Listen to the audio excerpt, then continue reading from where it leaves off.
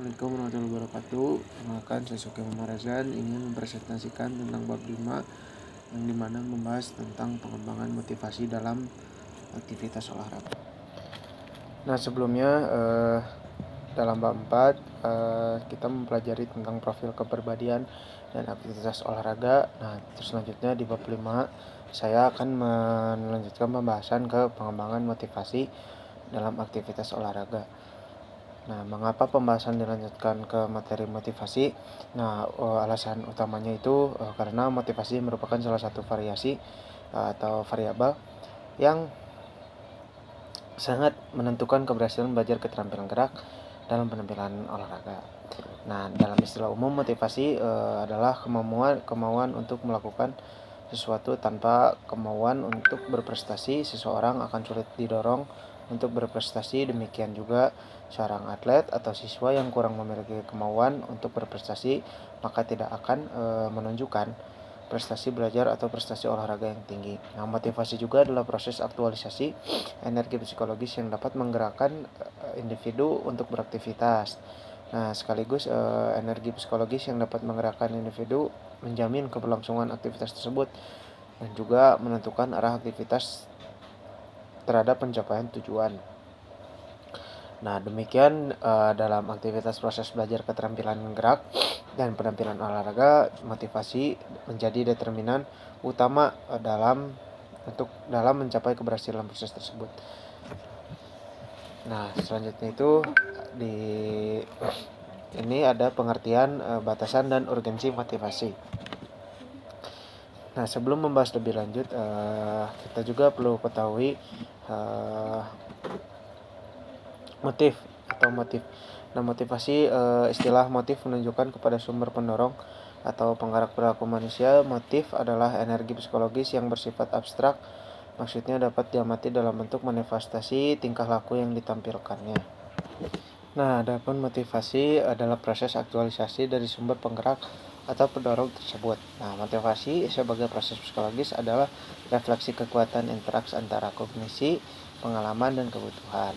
Nah, motivasi juga diartikan sebagai sebuah kondisi yang menggerakkan perilaku dan mengarahkan aktivitas terhadap pencapaian tujuan. Menurut Mortimer dan Wall dari tahun 2009. Nah, setidaknya ada 3 alasan penting motivasi dalam proses belajar seperti yang dijelaskan oleh Brophy dan Good tahun 1990.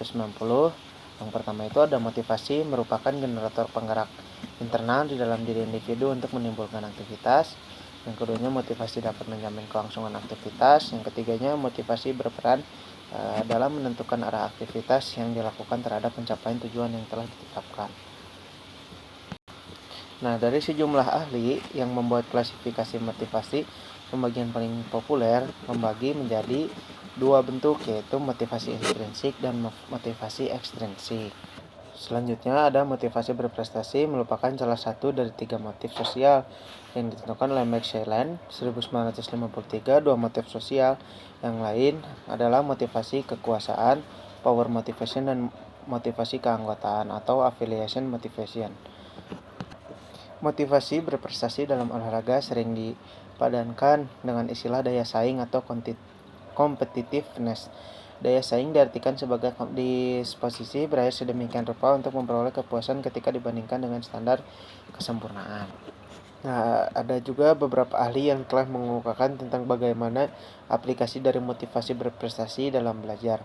Nah, keterampilan gerak dan penampilan olahraga, mereka membuat sejumlah rekomendasi yang mungkin dapat dijadikan sebagai salah satu rujukan atau acuan yang dapat diaplikasikan. Nah, para guru pelatih dan pembimbing olahraga atau pembina olahraga seyogianya membuat program dan strategi implementasi pembelajaran atau pelatihan yang bervariasi, menarik, dan tidak monoton. Hal ini dimaksudkan untuk menghindari munculnya perasaan tidak senang, malas, jenuh, bosan, dan jenuh. Nah, para guru pelatih dan pembina olahraga perlu mendesain program dan strategi implementasi pembelajaran dan atau pelatihan mengembangkan naluri-naluri setiap atlet. Nah, dan mendeteksi naluri-naluri yang paling dominan pada setiap atlet, karena semua tingkah laku atlet akan diperoleh naluri-naluri tersebut. Nah, setiap atlet juga memiliki kebutuhan yang berbeda. jadi mendorong untuk mencapai tujuannya seperti itu. Sekian presentasi bab 5 dari saya. Wassalamualaikum warahmatullahi wabarakatuh.